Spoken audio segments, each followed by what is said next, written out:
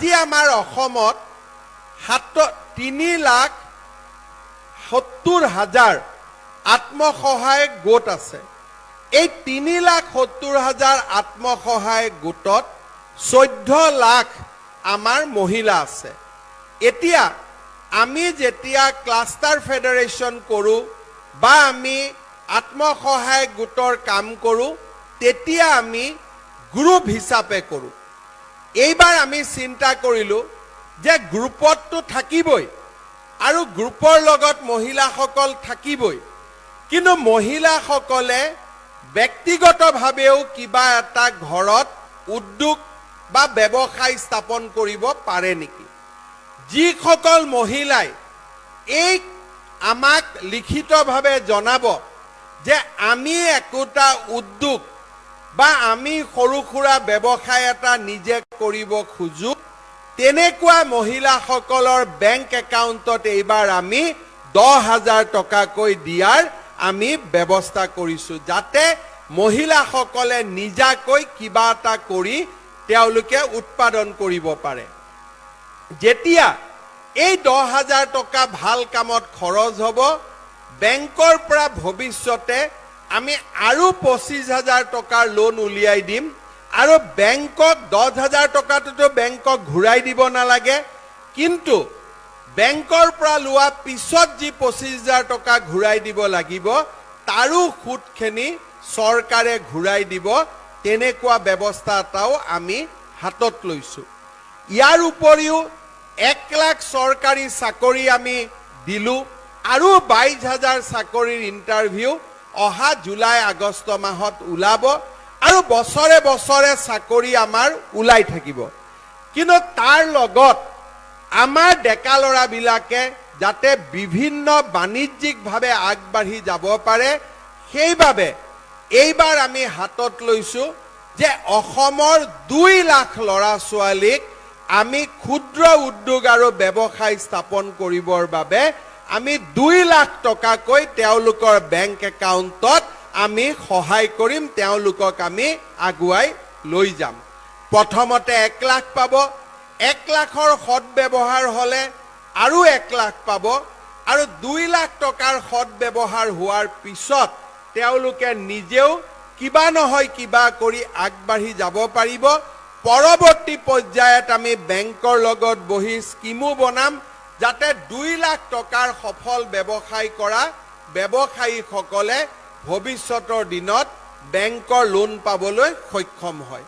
আজি আপোনালোকে চিন্তা কৰক যে অসমত 24খনকৈ মেডিকেল কলেজ নিৰ্মাণৰ সপোন, নগৰে চহৰে ৰাস্তা ঘাটৰ লগত উৰণীয়া সেতু নিৰ্মাণ, মথাউৰিৰ ওপৰত পকী ৰাস্তা নিৰ্মাণ আৰু বিদ্যুতৰ ক্ষেত্ৰত পাৱাৰ ট্ৰেন্সফৰ্মাৰ সকলো জাগাতে স্থাপন, বানপানী হোৱা অঞ্চলবিলাকত উন্নত মানদণ্ডৰ মথাউৰি নিৰ্মাণ, অসমৰ বিদ্যালয়সমূহক হাইস্কুলসমূহক পৰ্যায়ক্ৰমে 7-8 কোটি টকাকৈ দি স্কুলবিলাক নতুনকৈ নিৰ্মাণ কৰা, মহাবিদ্যালয় নথকা অঞ্চলত মহাবিদ্যালয় স্থাপন কৰা, আদৰ্শ বিদ্যালয় স্থাপন কৰা আৰু তাৰ লগত দুখীয়া আৰু দৰিদ্ৰ ৰাইজৰ বাবে ৰেচন কাৰ্ডৰ পৰা আৰম্ভ কৰি অৰুণোদয়ৰ পৰা মাহিলী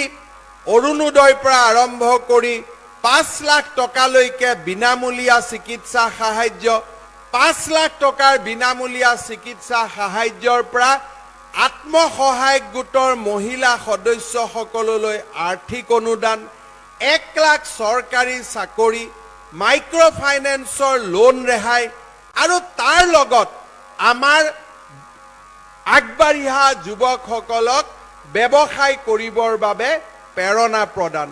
আজি আমাৰ ৰাজ্যখনত মাত্ৰ 2টা বছৰৰ ভিতৰতে জল জীৱন মিছন হওক, ৰাষ্ট্ৰীয় স্বাস্থ্য অভিযান হওক, আজি কেন্দ্ৰীয় চৰকাৰৰ আটাইবোৰ আঁচনিক দ্ৰুত গতিত আগবঢ়াই লৈ যোৱা। এক প্ৰকাৰ ক'বলৈ গ'লে যোৱা 2টা বছৰত আমাৰ চৰকাৰখনে দিনে নিশাই পৰিশ্ৰম কৰি আজি আমাৰ ৰাজ্যখনক উন্নয়নৰ এক নতুন দিগন্তলৈ লৈ গৈছে।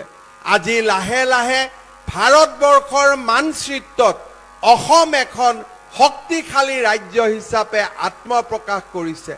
আজি জল জীৱন মিছনত 50% যেতিয়া আমি অতিক্ৰম কৰিছিলোঁ, তেতিয়া আমি কেৰেলা, উত্তৰ প্ৰদেশৰ দৰে ৰাজ্যকো আমি পিছ পেলাবলৈ সক্ষম হৈছিলোঁ। আজি আমাৰ স্বাস্থ্য বিভাগৰ সূচাংকই হওক বা শিক্ষা, পথ নিৰ্মাণ, দলং নিৰ্মাণ আদিৰ ব্যৱস্থাই হওক, প্ৰতিটো পৰ্যায়তে আমাৰ ৰাজ্যখন লাহে লাহে ভাৰতৰ উন্নত ৰাজ্যসমূহৰ লগত প্ৰতিযোগিতা কৰিবলৈ সক্ষম হৈছে। আপোনালোকে চিন্তা কৰক, আগতে গুৱাহাটীত চিটি বাছ চলিছিল, এতিয়া নলবাৰীৰ দৰে চহৰতো চিটি বাছ চলোৱাৰ আমি কল্পনা কৰিব পাৰিছোঁ। আমাৰ ৰাজ্যখনত য'ত আগত এখন বি বৰুৱা কেঞ্চাৰ চিকিৎসালয় আছিল, আজি আমাৰ 17খনকৈ কেঞ্চাৰ চিকিৎসালয় স্থাপন হ'ব পাৰিছে। আমাৰ ৰাজ্যখনত য'ত মাত্ৰ 2খন বিশ্ববিদ্যালয় আছিল, আজি 16খনতকৈও অধিক বিশ্ববিদ্যালয়, আৰু এই বছৰ আমি নতুনকৈ অসমত 8খন আৰু নতুন ইউনিভাৰ্চিটি স্থাপনৰ বাবে আমি দ্ৰুত গতিত আগবাঢ়িছোঁ। শ্ৰদ্ধাৰ ৰাইজ, আজি আমাৰ ৰাজ্য চৰকাৰখনে অসমৰ সকলো লোকক সামৰি প্ৰধানমন্ত্ৰী নৰেন্দ্ৰ মোদী ডাঙৰীয়াৰ দিক নিৰ্দেশনাত আমি ৰাজ্যখনক উন্নয়নৰ এক নতুন দিগন্তলৈ লৈ যোৱাৰ বাবে আমি আগবাঢ়িছোঁ। মই পুনৰ এবাৰ আজিৰ এই জল জীৱন সন্মিলনৰ জৰিয়তে আমাৰ জল জীৱন মিছনক তেওঁলোকৰ লক্ষ্যত 2024 চনৰ এপ্ৰিল মাহৰ ভিতৰত অৱতীৰ্ণ হ'বলৈ পুনৰ এবাৰ আহ্বান জনাম, আৰু প্ৰতিখন জিলাতে এনেধৰণে জল জীৱন সন্মিলন কৰি জল জীৱন মিছন আঁচনিৰ ওপৰত ৰাইজৰ মাজত ব্যাপক সজাগতাৰ সৃষ্টি কৰিবলৈ আহ্বান জনাম। পুনৰ এবাৰ আজি নলবাৰী জিলাৰ এটা মংগলময় দিনত নলবাৰী জিলাৰ ৰাইজক মোৰ বহুত বহুত অভিনন্দন আৰু ধন্যবাদ জ্ঞাপন কৰি মই মোৰ বক্তব্যৰ সামৰণি মাৰিছোঁ। ধন্যবাদ। জয় হিন্দ, বন্দে মাতৰম। আৰু বিহুৰ ছোৱালীকেইজনে কৈছোঁ দিল্লীত যাবৰ কাৰণে ৰেডি হৈ থাকিব লাগে। বহুত বহুত ধন্যবাদ।